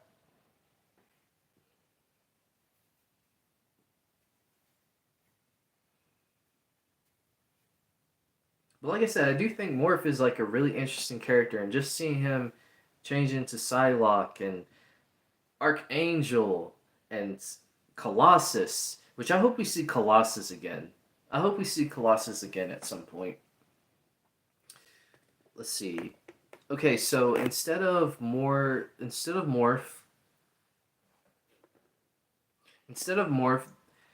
was supposed to be Thunderbird, but they thought it was racist that they killed the only African American.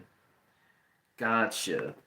They thought it would be racist if they killed the only African American. That's why in the original show you see Warp in like the intro because he's like the same design. It's like the same design as his brother Thunderbird. So then they were going to make this guy name who changes. Like in the comics, that's like Morph. But DC had the rights to a character name. Changing that, Marvel wasn't Marvel's character, so they modified changing and turned him into Morph. Hence, Morph. Okay, gotcha.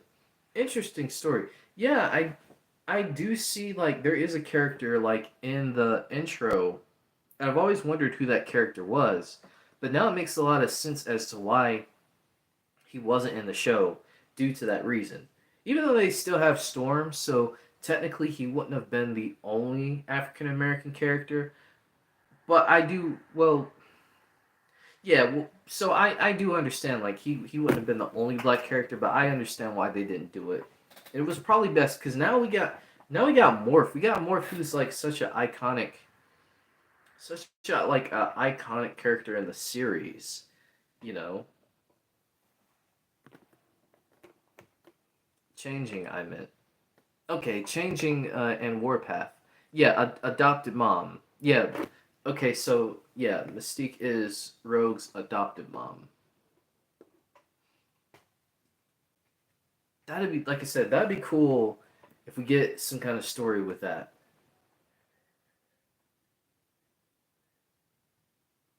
Sorry, I meant Native American. Okay, Native American. Oh, good. I believe, yeah, because there is a character that is like a Native American character in the intro, and we never saw him. So now that makes a lot of sense as to why he wasn't in the show.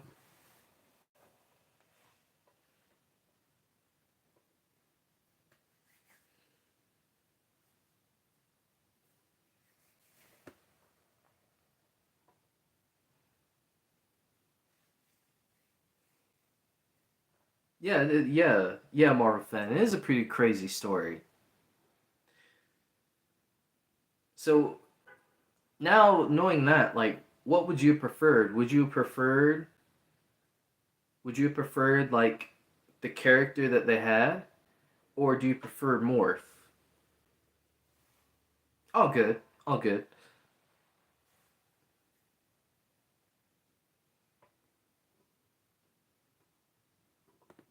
Because honestly, I think I prefer Morph just for the simple fact that what they were able to do with Morph.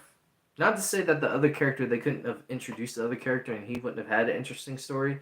I just think what they did with Morph is just like a little different, you know.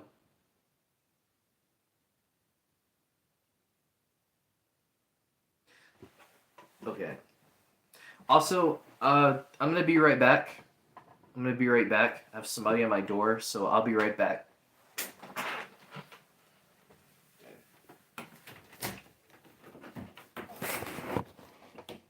Uh-oh. I messed that up. Sorry. I'll be back.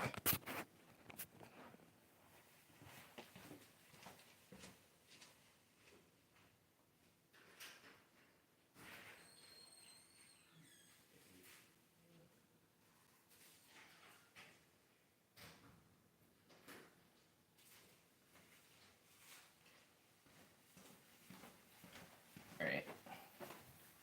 Hopefully you're still here. Okay, you're still here. Cool, cool. Alright.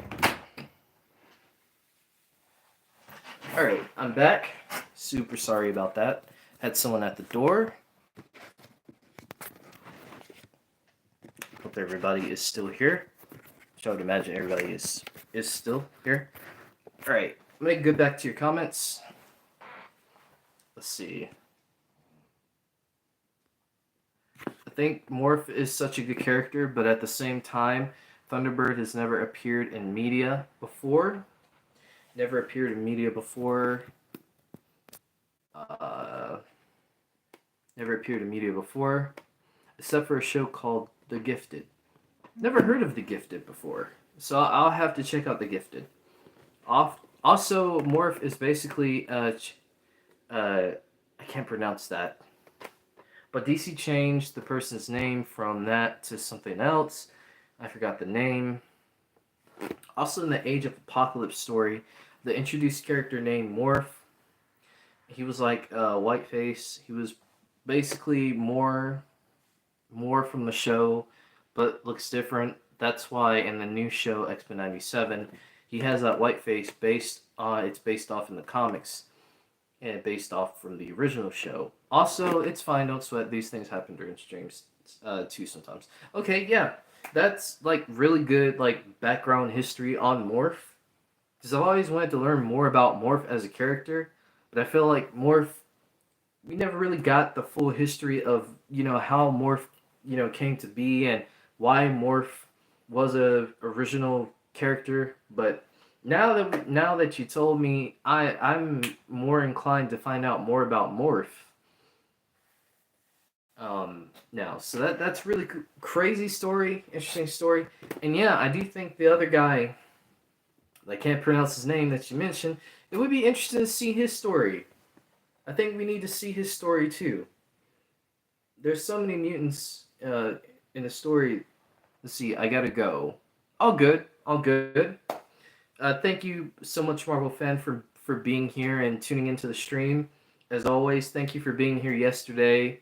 Like I said, I'm not the best when it comes to streaming. I just started. This is just me talking to you guys. I really wish I had the cool setup that most streamers had, but we're gonna get there. We're gonna get there. So, thank you so much for stopping by and tuning into the stream. I gotta go now. Peace. Love the stream. I hope you have a great time. And it is changeling. So changeling, right? That's his name. Changeling. I'll get it. I'll figure it out. All right, man. See you. Thank you, man. Thank you. Hope you have a good day or night wherever you live in.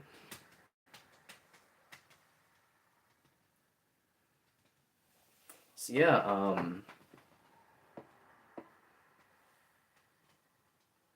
I wonder if there's anything else I have to talk about. Also, you got the name right.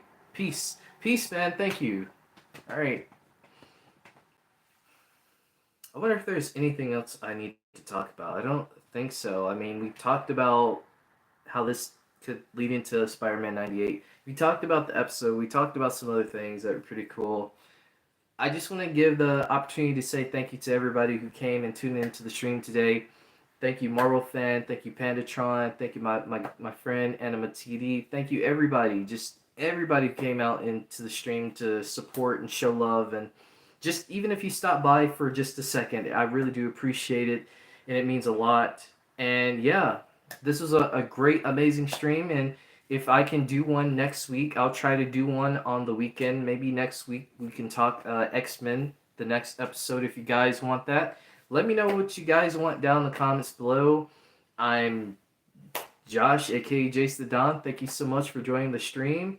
Like I always say in my videos, big love to you all, and peace out.